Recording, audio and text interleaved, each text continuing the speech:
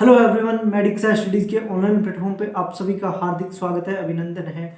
आज के इस क्लास के अंदर अपन कंटिन्यू करने वाले हैं जहां से कल की क्लास के अंदर अपन ने देखा ब्लड प्रेशर के बारे में। ठीक है, ब्लड प्रेशर का प्रोसीजर, असेसमेंट का जो प्रोसीजर था वो अपन ने कल है वो स्टडी किया। आज के सेशन के अंदर अपन डिस्कस करने वाले हैं ब्लड प्रेशर की एबनॉर्मलिटीज़। क्या क्या ब्लड प्रेशर के अंदर एबनॉर्मलिटीज़ हैं वो हो सकती हैं, कौन कौन से फैक्टर्स हैं वो जो ब्लड प्रेशर को है वो अफेक्ट कर सकते हैं, उन सभी की बारे में है वो आज के सेशन के अंदर अपन है वो डिस्कस करने वाले हैं। तो बने रहिए। ठीक है, एवं चैनल पर नए हैं चैनल को सब्सक्राइब एवं जरूर कर लें, एवं सभी को शेयर जरूर कर दीजिए। चलिए शुरुआत करते हैं ब्लड प्रेशर। ठीक है, abnormalities of blood pressure. Abnormalities of blood pressure बताने से पहले मैं आपको एक चीज़ है वो बताता हूँ। तो एक नाम है pulse pressure. Pulse pressure, pulse pressure होता क्या है बेसिकली? पल्स प्रेशर है कि difference between the systolic BP and diastolic BP. ठीक है,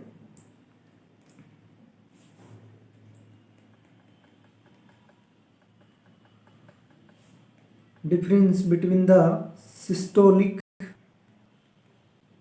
and diastolic BP.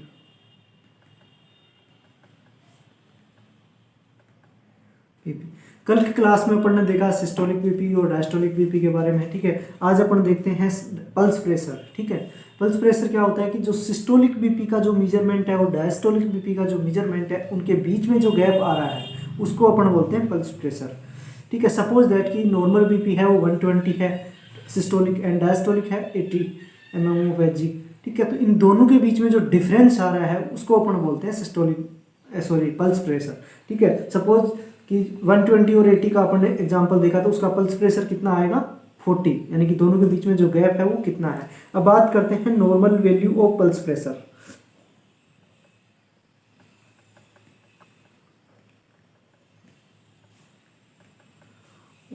Pulse pressure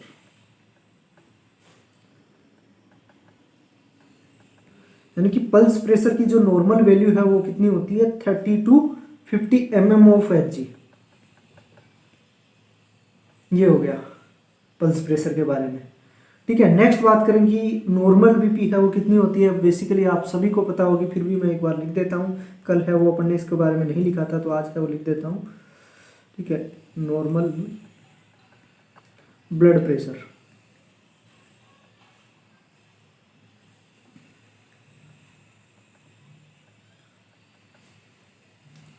कितना हो गया? 120/80 mmHg। राइट। ठीक है, नेक्स्ट बात करते हैं कुछ क्या क्या एबनॉर्मल बीपीज हैं। ठीक है, कोई एबनॉर्मल रीडिंग्स है वो कब उसको हाइपर टेंशन बोलेंगे। ठीक है, एबनॉर्मलिटीज ऑफ बीपी है या एबनॉर्मल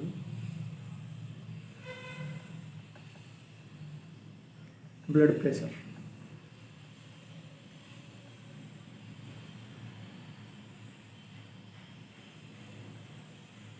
एबनॉर्मल ब्लड प्रेशर। ठीक है, बेसिकली अगर बात करें तो बीपी के अंदर क्या एबनॉर्मलिटीज हो सकती है? या तो ज़्यादा हो सकता है या कम हो सकता है। ठीक है, तो सबसे पहले बात करते हैं कि जो ज़्यादा होता है उसको अपन बोलते हैं कि हाइपरटेंशन, और जो कम होता है नॉर्मल से कम होगा उसको बोलते हैं हाइपोटेंशन। ठीक है, हाइपरटेंशन। हाइपरटेंशन किसको बोलेंगे? Above than normal.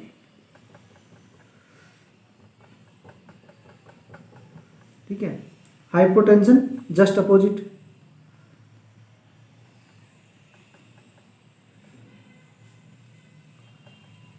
Below than normal, यानी कि जो नॉर्मल से कम है उसको अपन बोलेंगे हाइपोटेंशन। ठीक है, और नॉर्मल से ज़्यादा है उसको बोलेंगे हाइपरटेंशन। ठीक है, नेक्स्ट बात करते हैं कि हाइपरटेंशन के अंदर है वो क्या क्या है एबनॉर्मलिटीज हो सकती हैं, क्या क्या उसकी कैटेगरीज हैं, स्टेज हैं, उसके बारे में यहाँ पर डिस्कस करते हैं। ठीक है, तो नेक्स्ट बात करते हैं न्यू डाटा है और ओल्ड डाटा में दोनों डाटा है वो आपको बता देता हूँ। सबसे पहले बात करते हैं न्यू डाटा। न्यू डाटा, ठीक है, इधर अपन मेंशन कर लेते हैं टेबल लाइक है नॉर्मल बीपी इधर लिखने में सिस्टोलिक बीपी एंड इधर diastolic BP.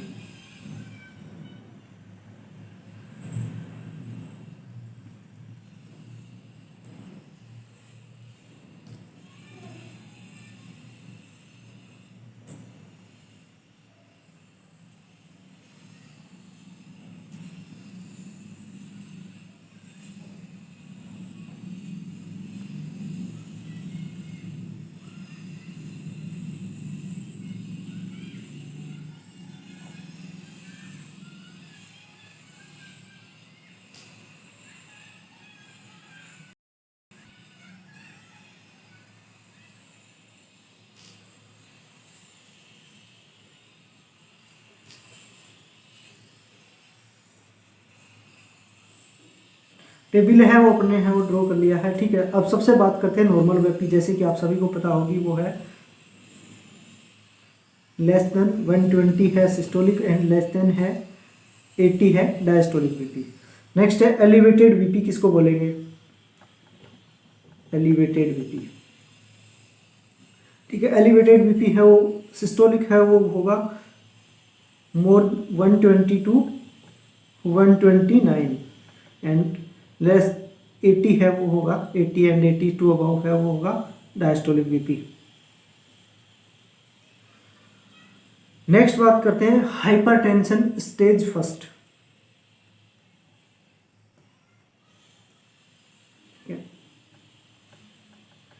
Hypertension stage first,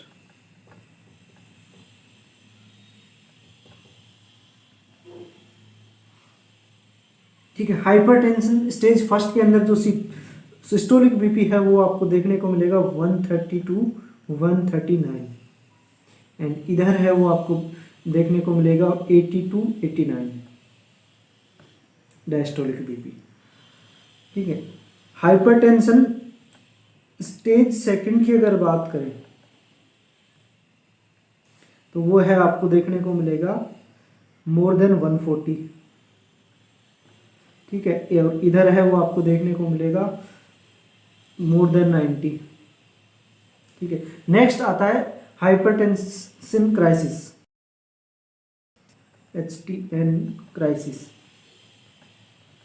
crisis है वो उसको बोलेंगे अपन मोर देन 182 और इधर आ जाएगा आपका more than 120 mm of Hg। ये हो गए new data according to AHA, according to AHA। AHA क्या है? American Heart Association, American heart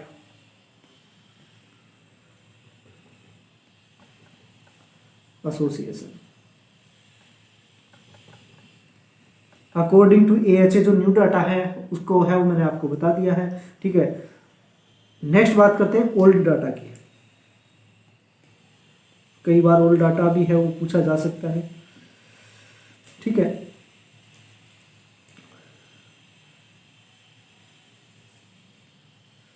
systolic BP and diastolic,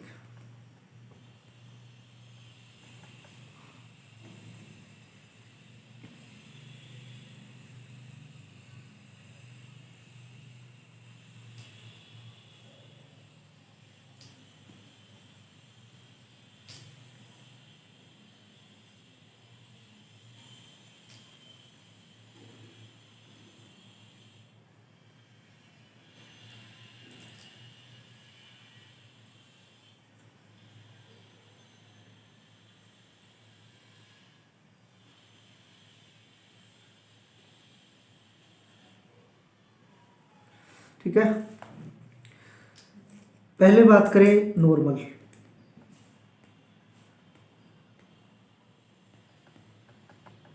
normal सभी को पता है less than 120 and less than 80 mm of Hg is diastole, ठीक है।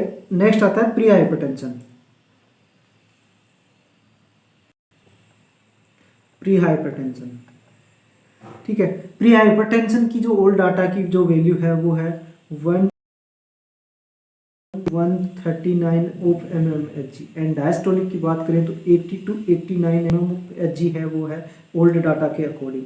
नेक्स्ट बात करें हाइपरटेंशन स्टेज फर्स्ट की, स्टेज फर्स्ट, ठीक है। इसके अंदर जो न्यू ओल्ड डाटा के अकॉर्डिंग है वो है 142 159 एंड 90 to 99, ठीक है। नेक्स्ट बात करें hypertension stage second, stage second की अगर मैं बात करूं तो स्टेज सेकंड के अंदर आपको देखने को मिलेगा 162 या अबाउ 160, ठीक है। नेक्स्ट बात कर ले, इधर more than 100 mm of Hg है, वो आपको देखने को मिलेगा। और हाइपरटेंशन क्राइसिस किसको बोलेंगे, हाइपरटेंशन क्राइसिस, क्राइसिस होगा more than 180 mm of Hg and इधर आ जाएगा 120,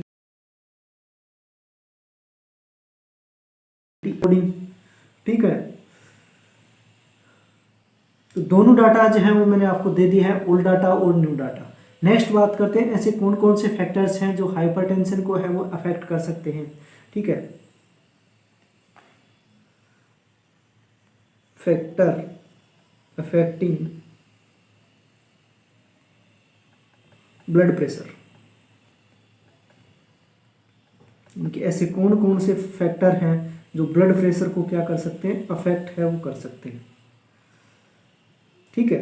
सबसे पहले बात करें तो वो हो गया अगर कार्डियक आउटपुट बढ़ गया, ठीक है, तो कार्डियक,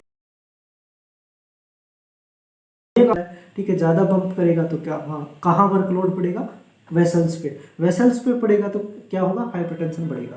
तो इंक्रीज कार्डियक आउटपुट, अगर कार्डियक आउटपुट है वो बढ़ गया है तब भी क्या होगा, हाइपरटेंशन है वो अफेक्ट होगा। नेक्स्ट बात करें इंक्रीज विस्कोसिटी ऑफ ब्लड,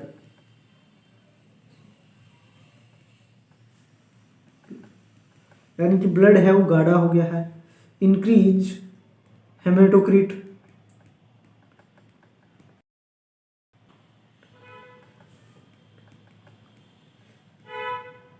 ये दोनों कंडीशन ऐसी हैं जिसमें क्या हो जाएगा, ब्लड है वो गाढ़ा हो जाएगा, विस्कोसिटी है वो बढ़ जाएगी।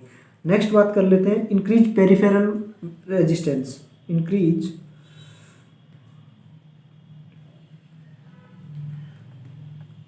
पेरिफेरल वेस्कुलर रेजिस्टेंस,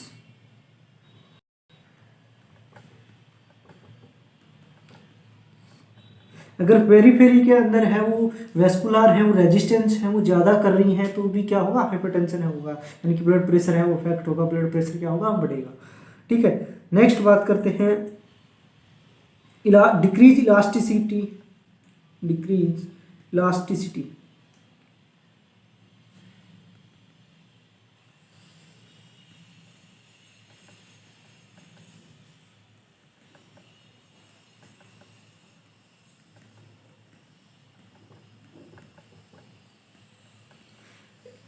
अगर ब्लड वेसल्स की अगर इलास्टिसिटी है वो कम हो गई तो क्या होगा, हाइपरटेंशन होगा, ठीक है। नेक्स्ट बात करते हैं और कौन कौन से फैक्टर्स हैं वो जो क्या होंगे, इलास्टिसिटी के अंदर, इलास्टिसिटी अगर कॉन्ट्रैक्ट हो गई है तब तो क्या होगा, हाइपरटेंशन, ठीक है। और इलास्टिसिटी अगर लूज हो गई है, ठीक है, तो वेसल्स है वो ज़्यादा हो गई तो क्या होगा, अगर सभी फंक्शन नॉर्मल है तब क्या होगा, हाइपोटेंशन होगा, ठीक है। और कौन कौन से फैक्टर्स हैं वो जो अफेक्ट कर सकते हैं, स्मोकिंग, ठीक है, stress, anxiety, acute pain,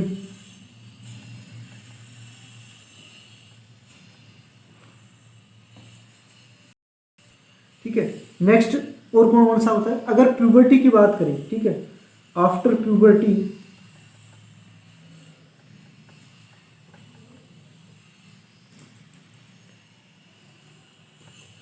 mail है higher BP,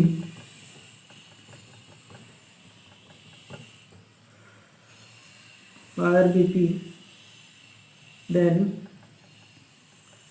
female of same इनसे सेम एज, यानी कि अगर प्यूबर्टी के बाद की अगर बात करें तो प्यूबर्टी के बाद में अगर एक पर्सन है वो आप लोग मेल और फीमेल जिनकी दोनों की एज है वो एक समान है तो मेल की बीपी है वो थोड़ा ज़्यादा देखने को मिलेगी। ठीक है, नेक्स्ट बात करते हैं मीनोपॉज की।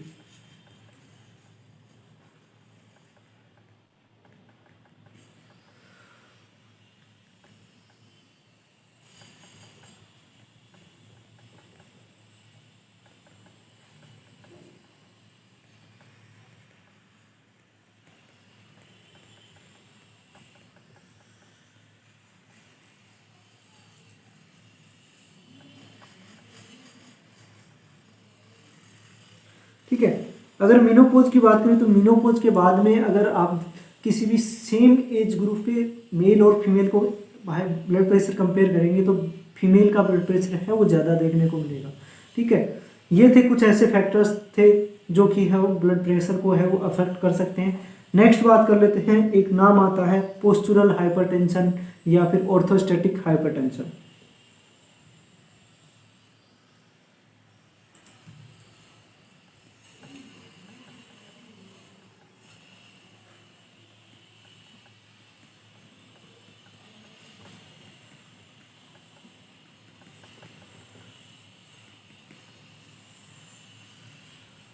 ऑर्थोस्टैटिक हाइपरटेंशन, ठीक है, ऑर्थोस्टैटिक हाइपरटेंशन है उसको अपन दूसरे नाम से बोल सकते हैं postural hypertension, also known as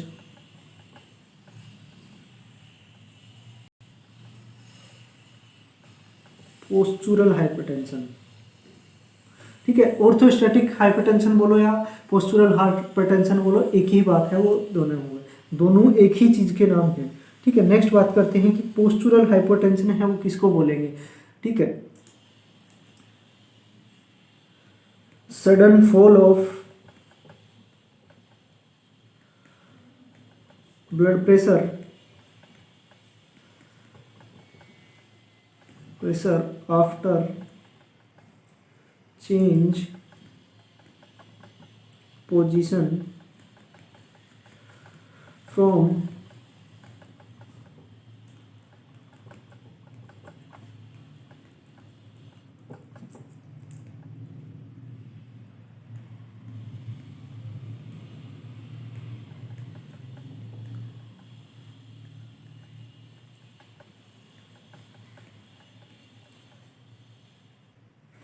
ठीक है,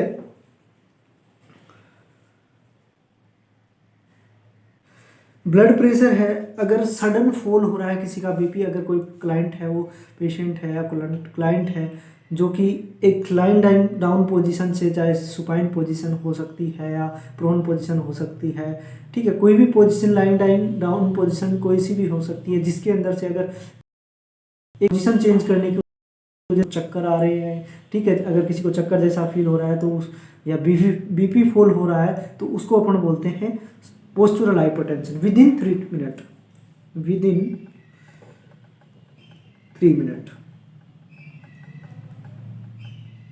ऑफ चेंज पोजीशन।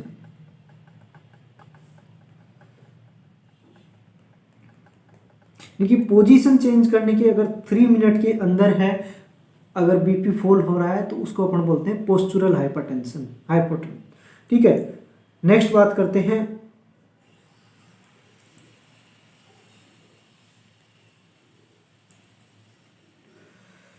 इसको है कब है वो डायग्नोस करेंगे। It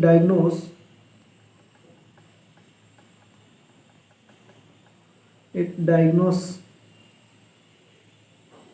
when BP systolic BP fall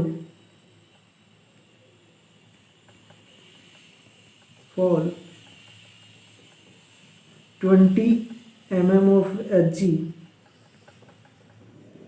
और मोर, यानी कि अगर सिस्टोलिक बीपी है वो 20 या 20 से ज़्यादा अगर फॉल हो रहा है। डायस्टोलिक की बात करें and diastolic fall 10 mm of Hg।